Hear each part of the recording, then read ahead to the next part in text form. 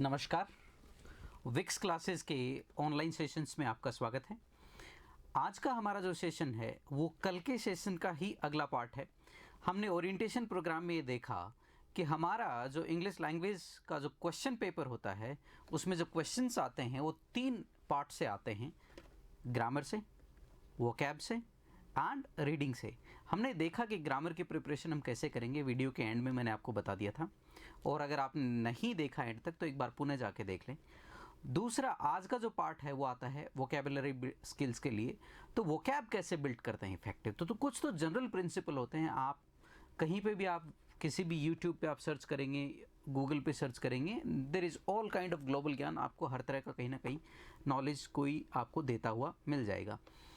सूचना को अगर आप किसी भी, या नॉलेज को अगर आप प्रैक्टिकल एस्पेक्ट में या प्रैक्टिकली आप उसको अप्लाई करना शुरू करते हैं, उसको जब यूज़ करना शुरू करते हैं प्रैक्टिकल सेंस में, तो काफ़ी दिक्कतें आती हैं।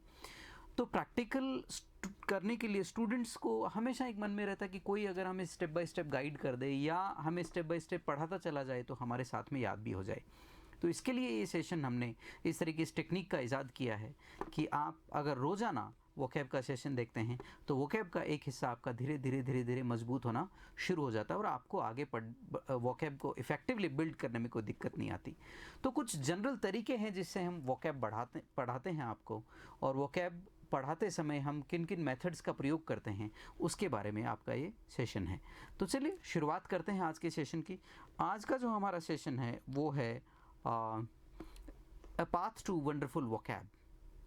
देखिए, वर्ड्स जो होते हैं वो दुनिया पे राज करते हैं। आपके सामने 2 व्यक्ति आके चंद शब्दों का प्रयोग करते हैं, उन बोले गए शब्दों के आधार पे एक को आप देश का प्रधानमंत्री बनाते हैं, दूसरे को आप विपक्ष में बैठा देते हैं। तो इस तरीके से शब्दों का ही सारा जादू है।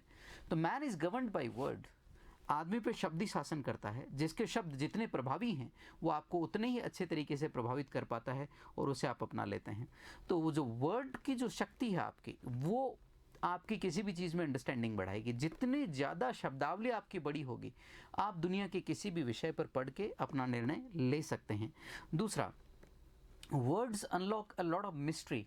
शब्दों के पीछे का जो नॉलेज होता है वो बड़ा गजब का होता है। अगर आपको शब्द की पकड़ है तो आप दुनिया के तमाम तरह के नॉलेज, अगर मैं इंग्लिश लैंग्वेज की बात करूं, अगर इसकी वोकैब आपकी पावरफुल है तो दुनिया के तमाम जो अच्छी रिसर्च है वो इसी भाषा में पब्लिश होती है, छपती है, तो आप उसको समझ सकते हैं। एक शब्द हमने यहाँ पे काम लिया है, एल्केमी ऑफ वर्ड्स।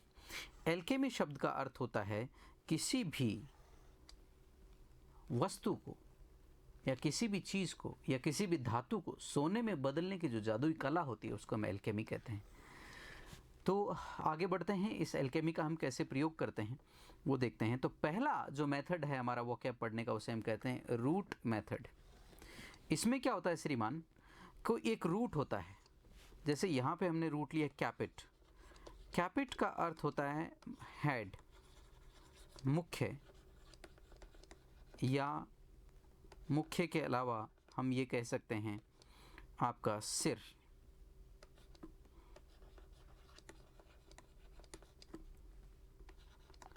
सिर भी होता है। तो यहाँ पे आपके कोई भी जो शब्द है, ये एक रूट के साथ हमारे पास एक प्रेफिक्स लगा हुआ है, एक हमारे पास सफिक्स लगा हुआ है। डी विदाउट, कैपिट का मतलब हेड, एट का मतलब एक्ट। तो डीकैपिटेट का मतलब होता है बिना सर के कर देना, यानी सर कलम कर देना। डीकैपिटेट का अर्थ होता है बिहेड करना। इंग्लिश में अगर दूसरा शब्द ले तो वो आएगा बिहेड करना, यानी कि सर कलम कर देना।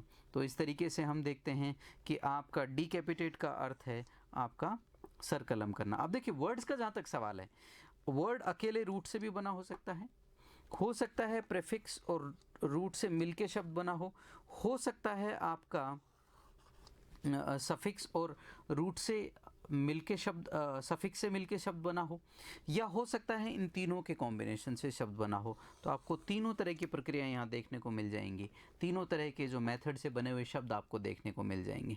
दूसरा क्या होता है, देखिए, जब भी आप एक रूट को लेते हैं, जैसे मान लीजिए अगर मैं बात करूँ ग्रेस, तो ग्रेस का मतलब होता है मूव। तो इससे बहुत तरह के शब्द बने हैं, progress, regress, ingress, digress, digression, ingression, progression, egress, in grace, तो बहुत सारे वर्ड बने हैं इससे, कॉन्ग्रीगेशन, तो इससे जो ग्रेस से हैं वो 20-30 शब्द बने हुए हैं, more than 20 scores of words are formed with the help of grace. तो ग्रेस की सहायता से 20 से ज़्यादा शब्द बने हैं। तो ये एक मेथड है जिससे आपको ये पता लगता है कि ये जो शब्द हैं ये एक ही परिवार के हैं, एक ही फैमिली के हैं। तो एक तो आपके दिमाग में ग्रुपिंग होना शुरू होता है। देखिए, जो भी सीखने की प्रक्रिया है वो दो चीज़ों पे चलती है। दिमाग किसी भी चीज़ को समझता है तो उसके दो बेसिक फंडामेंटल होते हैं। पहला, या तो वो दो चीज़ों में समानता ढूंढ के सीखता है या विभिन्नता। तो जब एक ही फैमिली के कई शब्द आते हैं तो आप उसको पहचानने में आपको बड़ी आसानी होती है।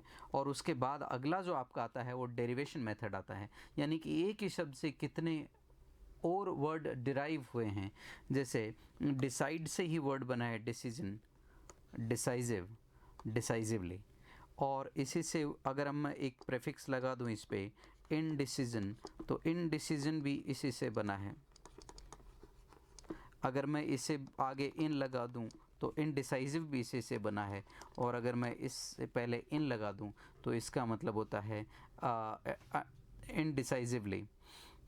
तो यहाँ पे आप कई तरह के शब्द और बना सकते हैं, यानी कि एक ही वर्ड से कई तरह के वर्ड डिराइव होते हैं। अब ये क्या होता है, फॉर एग्जांपल अगर मैं आपसे बात कहूँ, खासकर जो डी पर एंड होते हैं, ये नहीं कहता, एक जनरल प्रिंसिपल है, बट जैसे डिराइड के बाद उससे से वर्ड बना है डिराइजन, इरोड से वर्ड बना है इरोजन। तो इस तरीके से क्या होता है, मान लीजिए इरोड वर्ड आ गया और उसके बाद इरोजन आ गया, तो आपको देखना है कि इरोड अगर क्रिया है तो इरोजन नाउन है।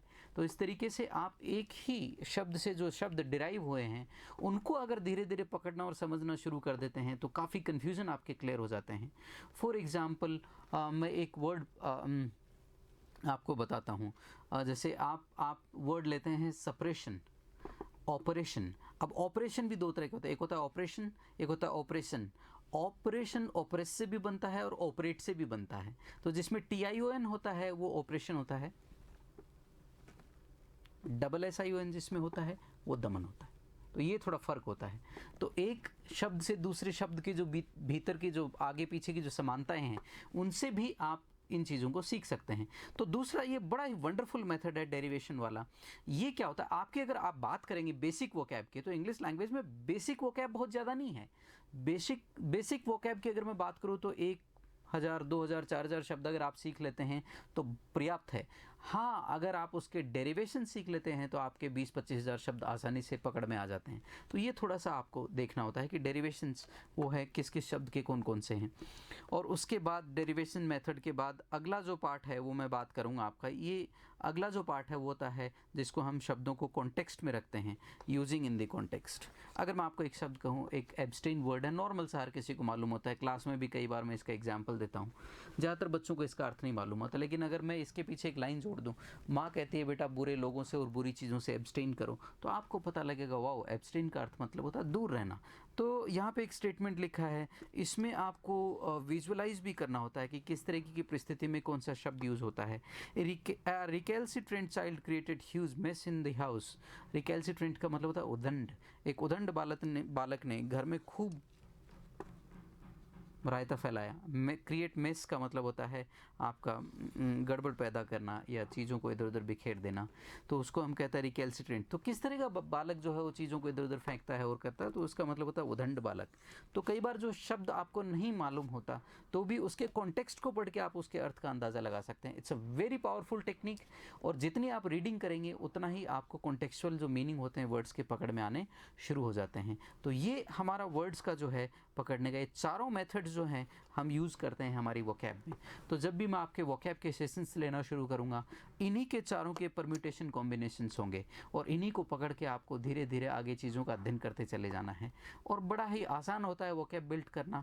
बस वोकैब को रटना जो है वो घातक हो सकता है, रटने से थोड़ा बचिएगा, क्योंकि रटने में कुछ बुक्स भी आती हैं मार्केट में टोटके वाली, अच्छा काम करती हैं, no doubt in that, but उनसे भी थोड़ा सावधान रहना है। जैसे एक बुक में मैंने कहीं पढ़ा कि सल्लू हेल्दी है इसलिए सेलुब्रियस का मतलब हेल्दी होता है, जबकि सेलुब्रियस किसी इंसान के लिए यूज़ नहीं कर सकते, माहौल के लिए, एटमॉस्फेयर के लिए यूज़ करते हैं। तो थोड़ा कई बार इन टोटकों से क्या है कॉन्टेक्स्ट मिस हो जाता है। लेकिन अगर अब आप अच्छे रीडर हैं और अगर आपने कॉन्टेक्स्ट को पढ़ के अच्छी डिक्शनरी में वर्ड को रेफ़र किया है तो आपको कभी कोई दिक्कत नहीं आती। आगे की क्लासेस में आपको बताऊंगा कि कौन कौन सी अच्छी डिक्शनरीज हैं जो आप अपने फ़ोन में डाउनलोड कर सकते हैं इंग्लिश टू इंग्लिश। उसके अलावा इंग्लिश टू हिंदी भी डिक्शनरीज होती हैं, चूँकि हिंदी वाले जो मीनिंग होते हैं उन डिक्शनरीज में काफ़ी क्लिष्ट दिए हुए होते हैं, तो उसमें आपको थोड़ी बहुत दिक्कत आ सकती है। तो उनको समझने के लिए आपको जो है वो ये ध्यान रखना है कि जो क्लिष्ट हिंदी के शब्द हैं उनको आप अवॉइड करेंगे, बाकी जो दूसरे जो शब्द हैं उनको आप यूज़ करेंगे। शुरुआत में आप इंग्लिश टू हिंदी जा सकते हैं, लेकिन चूंकि आपके पेपर में इंग्लिश के लैंग्वेज के पेपर में आपके हिंदी में कोई ऑप्शन नहीं आएगा, इंग्लिश टू इंग्लिश से आपसे पूछा जाएगा, तो एक स्टूडेंट जो 1 या 2 एग्ज़ाम दिया हुआ होता है वो जानता है कि 10th तक आप या 12th तक आप थोड़ा बहुत हिंदी अनुवाद से काम चला सकते हैं। लेकिन फ्यूचर में जब आप कॉम्पिटिटिव एग्ज़ाम में जब जाते हैं, जहाँ पे आपको एक गिवन टाइम फ्रेम में कुछ लोगों से ज़्यादा स्कोर करना होता है, वहाँ पे टाइम एक बड़ा कंस्ट्रेंट होता है। ऐसे समय में आप अनुवाद नहीं कर सकते, अनुवाद के लिए आपके पास समय नहीं होता। तो सबसे बेहतरीन स्ट्रेटेजी यही होता है कि इंग्लिश को इंग्लिश टू इंग्लिश ही समझा जाए। तो इसलिए जो भी आप डिक्शनरी यूज़ करें 15-20 दिन, महीने के बाद, तो आप कोशिश ये करें कि बाईलैंग्वेज डिक्शनरी आप अवॉइड करें, यूनिलैंग्वेज डिक्शनरी आप यूज़ करें, जिसमें आपको एक डेफिनेशन दी होगी और डेफिनेशंस को विजुअलाइज करके और शब्द के मीनिंग को इम्बाइब करने की कोशिश करें। तो ये आपका बाकी बेहतरीन चीज़ें हैं जो मैं आपको बताता ही रहूँगा साथ साथ में। तो ये आपके इफ़ेक्टिव वोकैब के लिए बहुत ज़रूरी है। Thank you so much. May God bless you all. नमस्कार।